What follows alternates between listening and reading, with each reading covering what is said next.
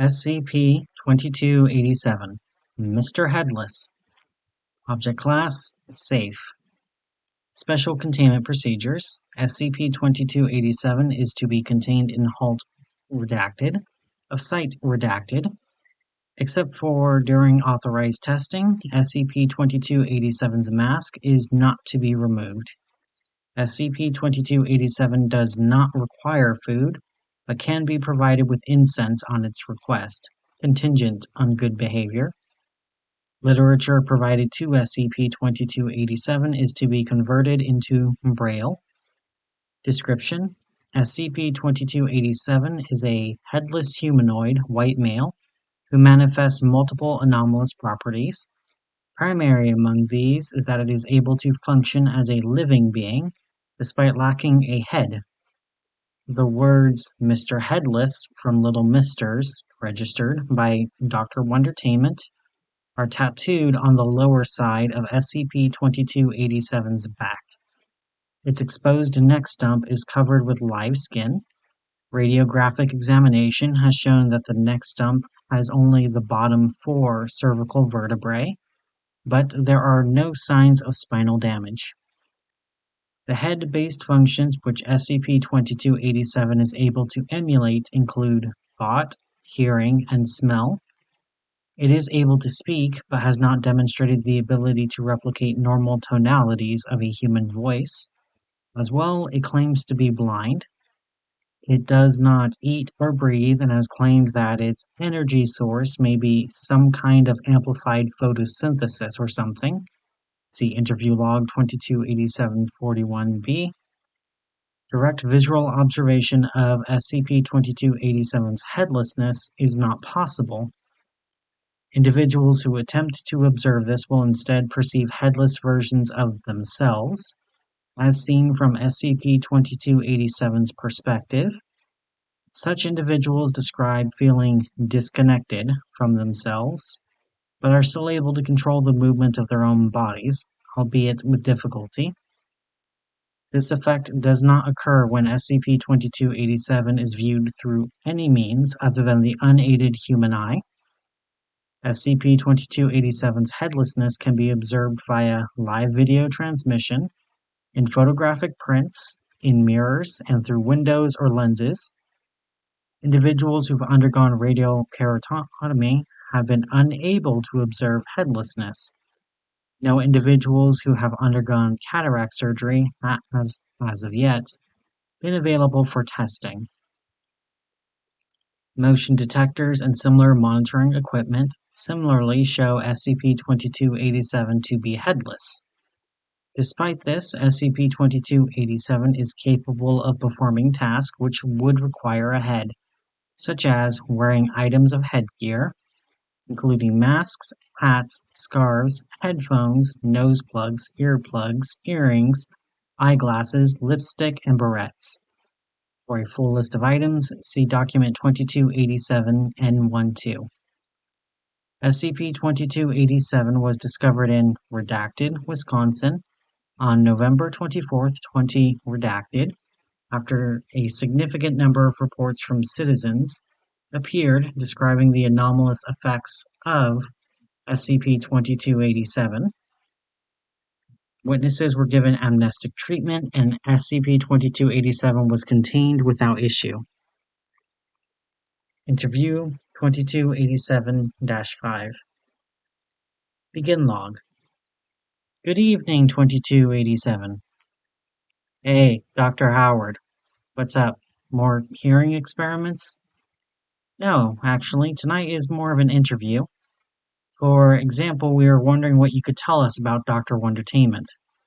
Oh, okay. I'll tell you what I can, but I never actually saw her, you know? What with the whole blind thing? But you did interact with her. With who? Oh, Dr. Wondertainment? Yeah, heck of a nice guy, most of the time. I think he had some really crazy ideas, like what he had in mind for me. See, wait, what? First you said her, then you said he? What? First you referred to Dr. Wondertainment as a woman, then as a man. I I don't understand what you mean. Like Dr. Wondertainment as an actual person? What are you talking about? You're confusing me. But you just said no. I'm sorry, I must have misheard. My bad. Well, okay. For a minute there, you were making zero sense at all, and they called me Headless. Ha! Well, when you work for the Foundation for long enough, you discover many situations that don't make sense. You did say, though, that Wondertainment had intended something specific for you? Oh, yes, right. Well, basically, you know how during the holidays there's special holiday themed products? Yes. So, basically, I'm a Halloween special. You follow? That's it. Yep, the way I heard it. They were originally going to do Sweetie for Halloween, but I don't know, some corporate garbage, executives sabotaging each other. You know how it goes, so I'm the backup plan. Sit me out on the porch and I play dead, and when the kids come by, woo! And I sit up and wave my arms at them, show them my stump. Look, look, everyone's a headless monster. Lurch around, rawr, rawr. The whole deal. Dr. Wondertainment's Mr. Headless. Spooky Halloween fun for the whole family. I see. And are you? Fun for the whole family, I mean? Well, I guess so. For the most part. I mean, yeah, people enjoyed me, which is great, don't get me wrong, but I never really got it myself, you know? I sit there, I get up, I stand around, I wave my arms, and that's pretty much it. But people would be scared and they'd have fun, and that's enough for me. Or it was anyway, until you people got hold of me. Could be worse, I guess. Did you enjoy entertaining? Did you miss it? Yeah, for sure. I mean, yeah, it could get a bit boring when I had to stand around, sit around, waiting for people to show up. But it was really great hearing everyone's reaction. On Halloween, no less. Funny how many people only find scary stuff funny one night a year, you know? No matter how many times you live through a year, they only change their minds on Halloween. Are you the only, well, the only holiday themed, uh, hey, you can say Little Mister. I don't mind. It's what I am. I suppose. Just, well, it sounds vaguely infantilizing to me. It's what Dr. Wondertainment said we were called, so it's what we're called. But yeah, I'm the only holiday themed Little Mister. At first, Dr. Wondertainment was planning on having more of us. I remember she had all these ideas for Mr. Ramadan, and Miss Malsalincia, and Mr. Diwali, and Miss Yom Kippur, and Mr. Hogmanay, but she never did anything with any of them. Just me. How do you feel about that? Never really thought about it, to be honest. I guess maybe he decided I'd be more interesting if I was the only one. Or maybe he just changed his mind about doing holiday stuff.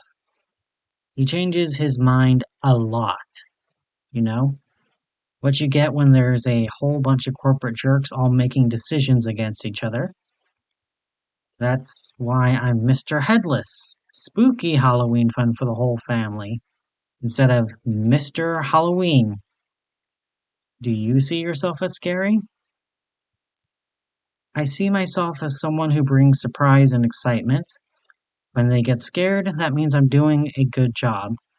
Although, well, it's been getting harder lately.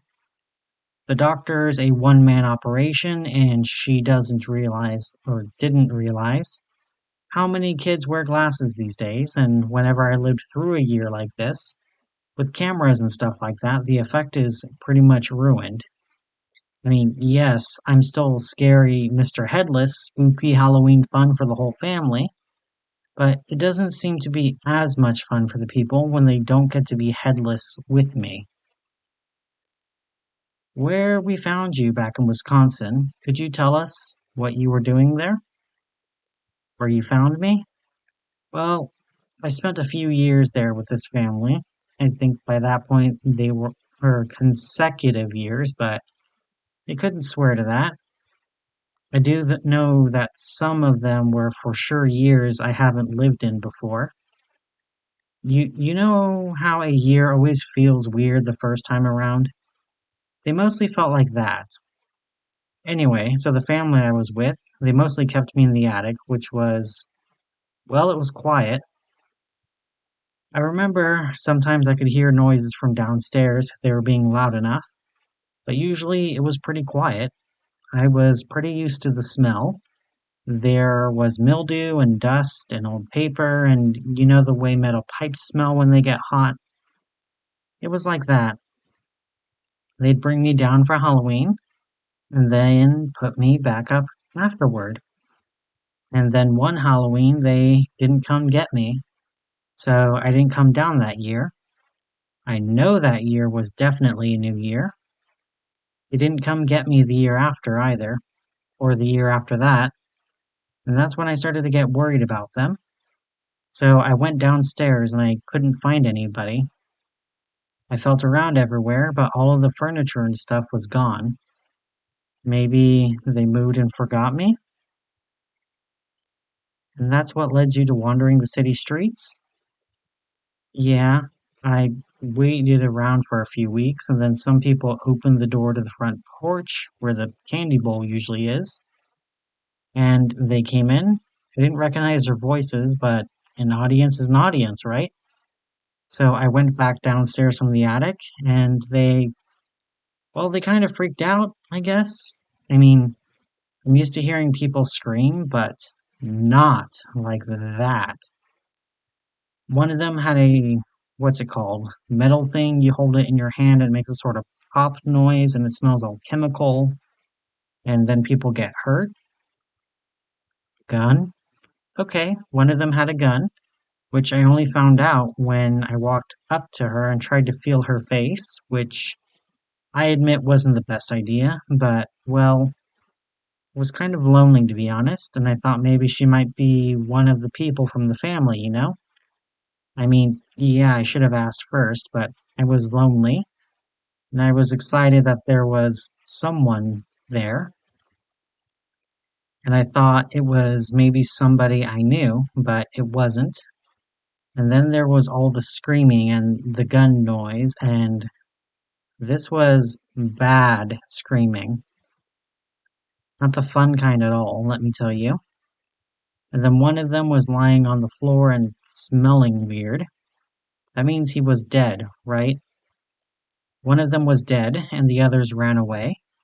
But they left the front door open, so I decided that was as good a time as any to go outside. So then I'm walking in the streets, and there's cars all around me, and they're honking at each other, making all of these crashing noises with glass breaking. And there were a lot of people screaming. And again, this is the bad screaming. And then I remember there's usually a park close to the house, and I hope that if I went there with bushes and stuff that I could hide in, I could at least stay out of trouble. So I made it there, and I remember thinking maybe if I could get to Dr. Wondertainment, she could fix things, help that guy from the house not be dead, figure out what went wrong, where the family went, or get someone new to take me. And that's pretty much where you guys found me. She didn't send you, did she? No. We intercepted some police reports. Oh. Tell me, why didn't you go back into the house? Into the attic? This is kind of embarrassing. I kind of, when I was out in the street with all the cars, I kind of got turned around a bit, lost my bearings. I'm not used to being out in places that are bigger than just a house and a yard. I probably could have found the house again if there weren't so many screaming people and crashing cars. But well, I was starting to panic too, so I just went for a place that sounded like there weren't any buildings. Ah, I see. Why didn't you try to leave sooner? Well, the front door wasn't open before that. No, I mean, why did you wait so long before you even went downstairs? Before you decided that maybe something was wrong with you, having been left alone in the attic for so long? Oh, well, I guess I didn't really care. I was just thinking. The attic was really quiet, and the smell wasn't too bad. Made it easy to think. That's something I do a lot, you know? While I'm waiting, not much else to do. What do you think about? Just things, things in general. The world, what it might be like, what it's like being me. Nothing specific, I guess. But for 3 years? Yeah, why? End log. Addendum 2287-1. SCP-2287 was able to give the following document when asked.